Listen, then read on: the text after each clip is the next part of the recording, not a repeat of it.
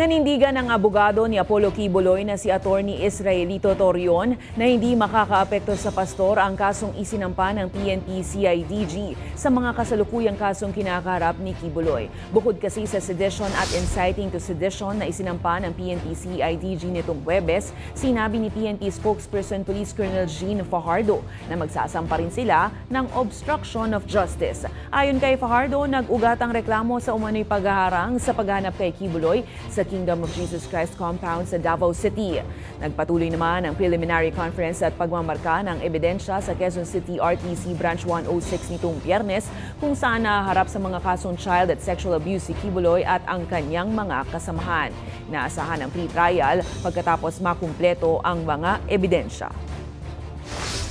If that is the case, we will await the filing of the new complaints. Sige lang, yan siguro ang nakita nilang tamang gawain, and we will file our own counter affidavit proving among others that we are innocent of the charges.